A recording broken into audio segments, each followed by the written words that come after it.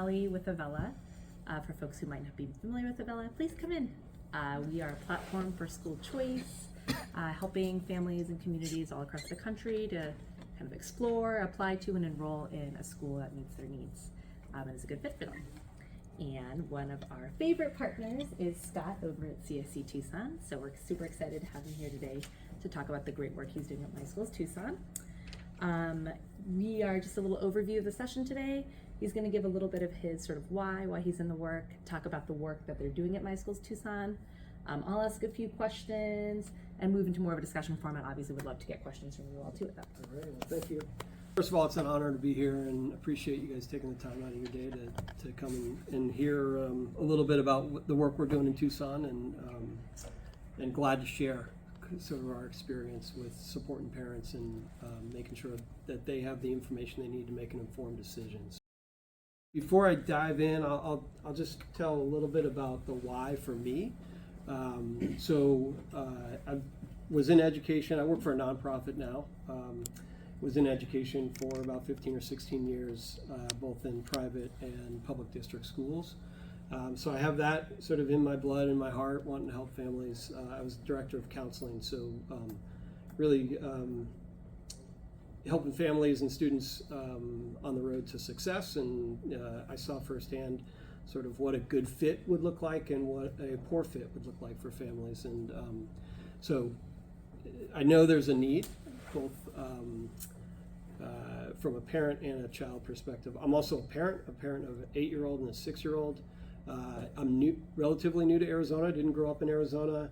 I grew up, went to elementary school in the 70s, so school choice was not around, right? So the model I grew up in, which I would imagine a lot of us is similar, is you went to your neighborhood school, your assigned school, or maybe you went to a private school, and those were really your choices. So to move to Arizona, to now have 2 young kids, I realized, gosh, there's a lot to know, a lot to be aware of, and it was complicated. And if it's complicated for me as an educator, married to a spouse who cares, I can only imagine what that process might feel like, and what that experience is like for low-income families, single parents trying to raise 3 kids. So I can tell you from my experience, the need is there to support families and kind of give them the guidance they need to make this decision. I joked with my wife. I said, gosh, we just purchased a house. Think about all the support we had on, all the people in our corner. We had a real estate agent, we had a mortgage broker, we had an inspector come and make sure we were making a good decision. We had Zillow to help us sort of find what was out there. I was on that for 2 years. We went to find an elementary school and we didn't know where to begin. We really didn't have a clue as to, okay, how are we going to do this and where are we going to find the time? So that's my why. I can tell you there's a need in Arizona, and I can imagine in any of the states that are going down that road of choice, there's going to be a need there for parents as well. So that's where I'm coming from. The mission of the nonprofit is access to the economy for under-resourced families. So that's what we do. We believe that education is a powerful instrument to obviously changing and affecting inequalities and poverty. And so we're committed to that. And I can tell you that no parent should be on the outside of that experience looking in. They should have access to the tools and the resources they need to make that decision for their family and for their children. So that's where our heart is. And what we aim to do in my department is to ensure families have access to those tools and those resources. So we found there's a lack of there's not a lack of information. There's a sort of a lack of how do we navigate this process, and we want to make sure that all families have access to that information. So prior to showing you sort of what we built and talking a little bit more about how we did it, I think giving you sort of an idea of where this is happening for us, the size, and maybe you can sort of think, okay, if Scott can do that in Tucson with a one-man show, we can absolutely pull it off in our community. So Pima County, roughly the size of New Hampshire, both in population and square square mileage. We have about 360 schools on our school locator, and our school locator, model agnostic. It includes district schools, private schools, charter schools, and we're trying to figure out how to get micro schools and home schools and figure out who they are, how do we get them to live on the site. So that's the county. We serve the entire county, not just Tucson. We call it MySchoolsTucson because it sort of resonates with the Tucson community, but we serve the entire county. And I'm sure you all are sort of aware of the educational landscape in Arizona, at least enough, but we have open enrollment in the state of Arizona, so that's inter and intra-district, so students can apply to attend any public school.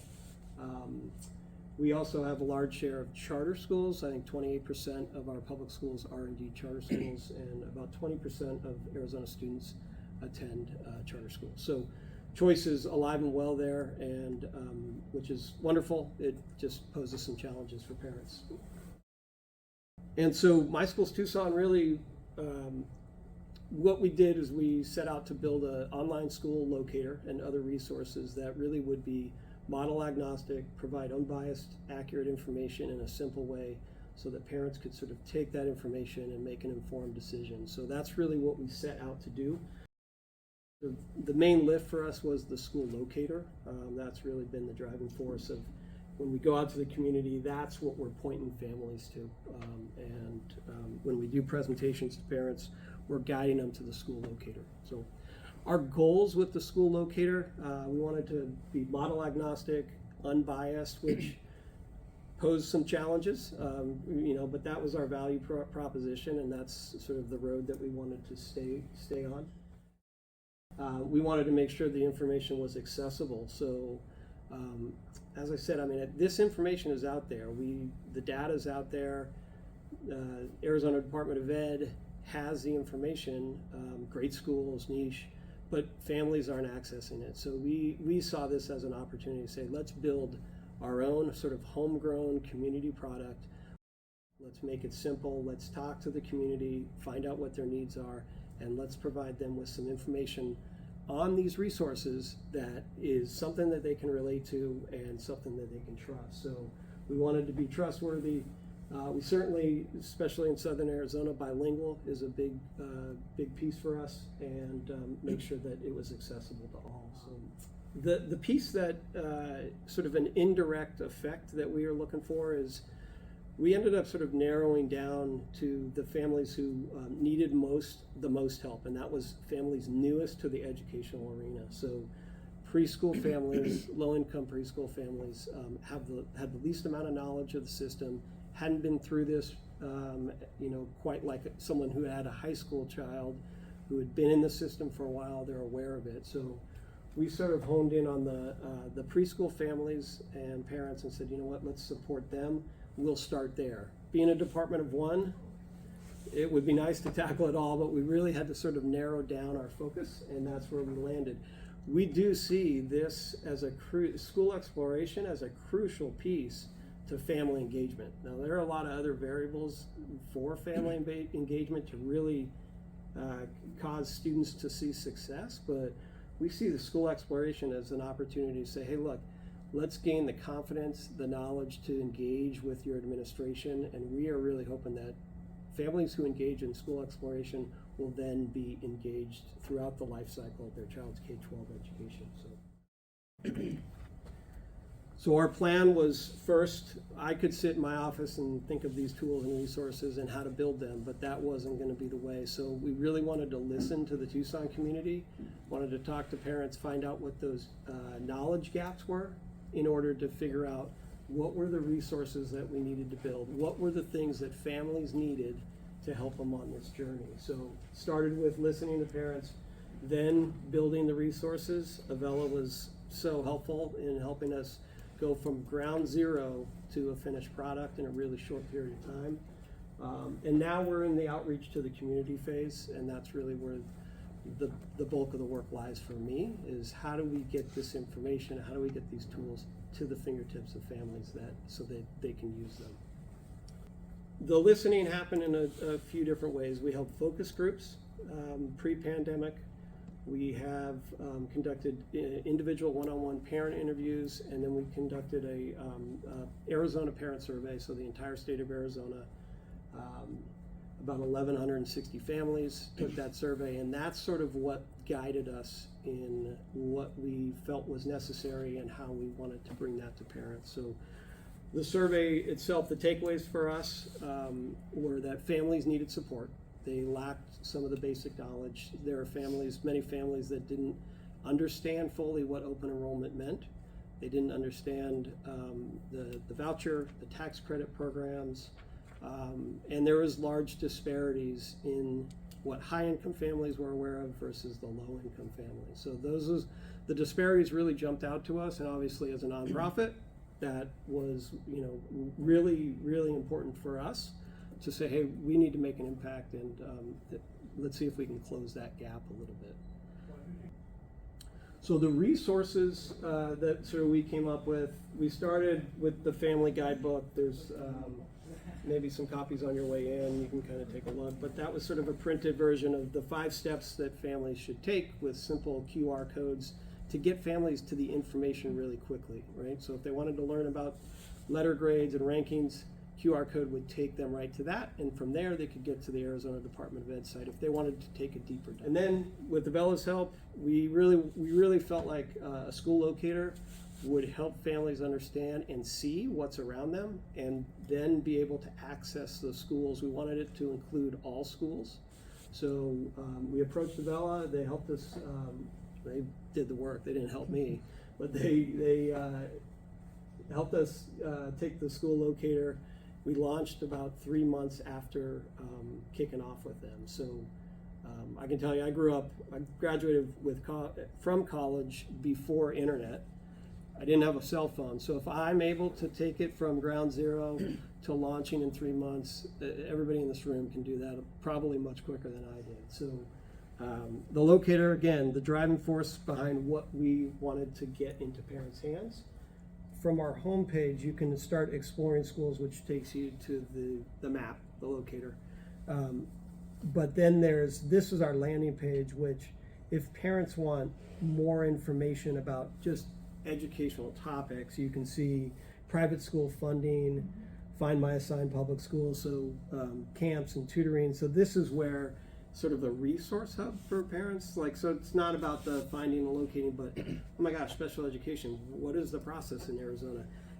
It's here on this page, and that's us more or less saying, here's the basics, and if you want more, go here. And so then we have links that would take them to Arizona Department of Ed, and we're just trying to make it easier for them to find the information rather than have these families who have no time.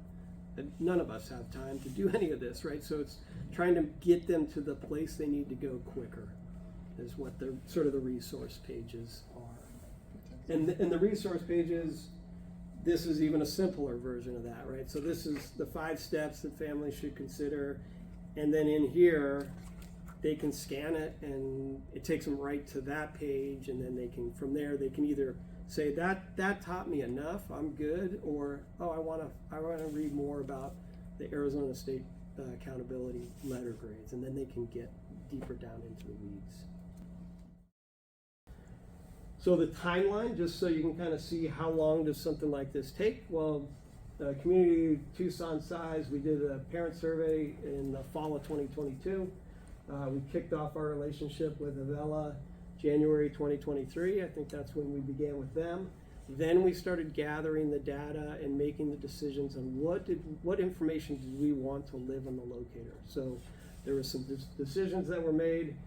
We scraped the data from public-facing sites, primarily Arizona Department of Ed, and school sites, and then we launched in March. March and early April is when it was alive and functioning. So in a real short period of time, in between there I got COVID and I was out for 2 weeks. So it wasn't ideal, but we made it. I thought it would take longer. I wish we had more people at the nonprofit sort of on this project, but with Avella's help, we got there in no time. So that's fast forward to April, and then since April, it's been all about, okay, how are we going to get these resources to the parents? And that's kind of the work that we're doing right now. So the outreach, right now our angle, like I said, is to target the preschool families. We're going into Head Starts and the low-income preschools, where we are then presenting to their parents group presentations where we can not just talk one-on-one with the parent, but we can do a presentation and then they can contact us if they have more questions or they need more guidance. So that's the work that we're doing now. What we've seen there is a desire for this information. While the numbers may not pop out, we are sort of proud of what we've accomplished in a short period of time. We've had about 3,000 active users at the site since we launched. About 500 visits per month is about what we're averaging. We now send out, it's really about building a parent database so that we can communicate them, not just send them to the site, but now we can communicate with them throughout the year. We have a social media platform that we can send information out through. We have a quarterly newsletter that we send out to parents, all sort of redirecting them back to our resources, and they can use it as they wish. I guess my sort of words of wisdom or advice, number one, listen to the community that you serve, find out what those needs of those parents are. That will drive the decisions that you make and what you decide to build for them and how to reach them. I think I underestimated the marketing and the outreach that was necessary. So, a lot of effort and focus went into building, and that was really where our attention lied. And I didn't realize the importance to have a budget for, okay, resources are built. That's great, they're built, but how are we getting in front of parents, and what is the plan to do that? And so I think having a solid plan and having a solid budget to support that is really, really important. Otherwise, I think they just then become tools that exist that parents don't know exist, and they don't know how to use them. So really thinking through a plan on outreach and marketing. And another mistake I think that I encountered was I wanted the perfect tool, the perfect resource. I mean, you put so much time and energy into surveying parents, talking to parents, conceptualizing this, and it's easy to get caught up in the minute detail. And so there is going to be no perfect tool out of the gates. You can start simple, and then you can add from there, and you can build based on the feedback that you get from the community. So, don't get caught in the weeds. Don't get this is a big project. I would say there is a need. Parents need support, and I would encourage you to dive down that road and do something, and then adapt and change from that point forward. For us, it was about accessibility and making sure that all parents had access to this information. And school choice is not going anywhere, and in Arizona, there are lots of options. And so to sit there and think, oh, parents will figure it out and it's easy, I can tell you from my experience, it is a difficult thing to navigate, and especially someone who's unfamiliar with the educational landscape. So convince yourself that there is a need in your community. If you look anything like Tucson or Arizona, or you're going down that road, parents are going to need your support, and they're going to need some guidance. And lastly, I think I'd say, with my limited knowledge on tech and how to go from 0 miles per hour to 60 really quickly, I'd say surround yourself with people who can help you execute that. And we decided to scrape our data ourselves. Avella kindly offered to say, we can do this, and we said, I think we got it, and I think in hindsight, I think we would have probably backed off that component, and it was doable. We got it done, but it was that was a big lift. So surround yourself with people that can help you execute and understand your why. This, you all have a QR code on your table in front of you, and that will take you to CIC. That's the nonprofit that I work for. That'll take to that site, and then from there you can get to the Explore site.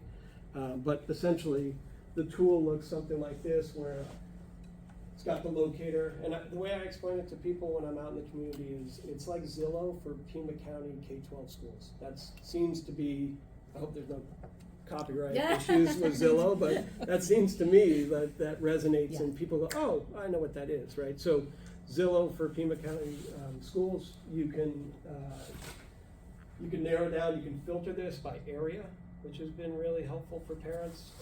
You can filter by school type, so charter, private, whatever. You get to set the filters, we got to set the filters, and that's where some of the decision-making process came. How do we want parents to filter this? We have full day or half day kindergarten as an option, after school programs, so there are different things that you can use depending on what you think is important for your community.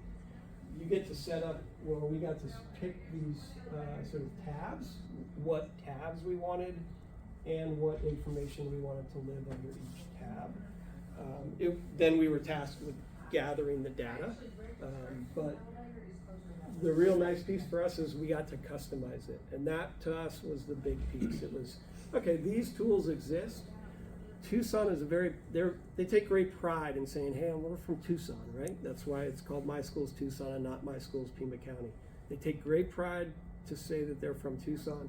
We wanted something that we could make local, and that we could have say into what information goes in there. And you know, again, our value proposition is model agnostic, and we feel like we were able to hold true to that, having control over what shows on the school locator.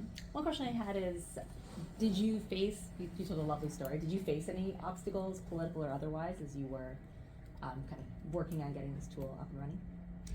No, I'd say the political obstacles, we haven't encountered obstacles other than building trust with sort of both sides of the school choice debate, right? And building a trusting relationship and having schools trust you that you're looking out for them, and really we're a parent organization. So when you stay true to that, we just want to provide information to parents, and if that's the intention, hopefully schools of all types will understand that, you know, that's all we're doing. We're not here to say, you know, these schools are better and these schools are worse. Here's the information, and we're trying to guide parents. Is Avella like a software program that partners with entities that are providing school choice? Yes, that's exactly right. Okay, so and it also is available to school operators to help facilitate the enrollment process? Yeah, so we have a mix of clients. We have school districts, charter organizations. We have a state Department of Ed for a scholarship program. In essence, was a testimonial from a happy customer. Yeah. Okay. We're very happy. Yeah, So I'm from Washington, D.C. A lot of school choice in Washington, D.C. We have a lottery, like my school's lottery. Yeah. So is what you do part of what they do? Is what you do something that you go side by side with something like that to help parents, you know, understand more about the school choices and facilitate the enrollment processes? Have you ever looked at that market? We can do the full, so we have the full suite of sort of, from the point of searching for schools, which is what CIC Tucson has, is just that kind of school locator finder piece, but we also have an application tool, lottery tool, registration forms, so we do the whole suite. So who becomes your customer? How do you become entrenched in a market? In other words, who's the contract with? Because otherwise, how do parents know? Yeah. And how do schools know, you know? Yeah, I mean, I think it's a mix that way, right? So there are nonprofits like MySchoolsTucson that do this advocacy work. There are places where we have organizations that pay for it, like that. We have other ones in New Orleans and New Jersey. And then we also have school district partners directly that have a lot of choice already in their district, and they just want to make it easier for families to navigate that school choice. So definitely kind of a variety of clients. I mean, in terms of, I know it says on here, apply, what happens when you click enroll? Are you sending them to the schools, or are you capturing that? Where does that go? That's a good question. No, so for us, the Explorer takes them to the map. Like the map, The Zillow. and then there was a enroll. Does that take them to each individual school? Oh, so the enroll button is, yes, so it links to those schools, so if they're interested, it Okay. doesn't, we don't, and that would be, Yeah. like, if I had a magic wand and I could wave it over Tucson, I would say, this is where they go, and then from there, they don't have to leave to enroll. Like, if we're gonna try to make Right. this easier for them, it really needs to be a one-stop shop. So it's a one-stop shop for us to a certain point, a one-stop shop in terms of information, but watching them, taking them from explore to enroll, we don't have that capability. Avella has the But capability, you do. but So Yeah. Tiffany knows where I'm going with this. Yeah, yeah. But you do if you had some sort of centralized application you Yes. needed. Absolutely. That is Yes. possible. And Okay. some cities have that, That's and what in we were other kind of cities, wondering, yeah. Scott may like Yeah. try to quarterback to try to get buy-in to yes, that. that would be wonderful if we could get the agencies and the schools and institutions on board and saying, okay, let's make this easier for them. We all agree to this, and this could be the platform that drives it. And yeah, we do one fraction of, I think, what the Avella team can help pull off. But when you see it on our site, when you saw enroll, So that- basically there are a lot of links. So if a parent went there and said, I want to enroll, they can click that and it'll take them right to that elementary school's enroll page. That's the best we can do at this point. MySchoolsTucson. Can you guys then, can Avella also plug into not just the schools, but other choice programs, for lack of a better word, pulling in, this tax credit scholarship or Yeah. this state ESA program, and make that all part of the same thing, so that you're finding school and program and finding where they overlap and doing this all inside?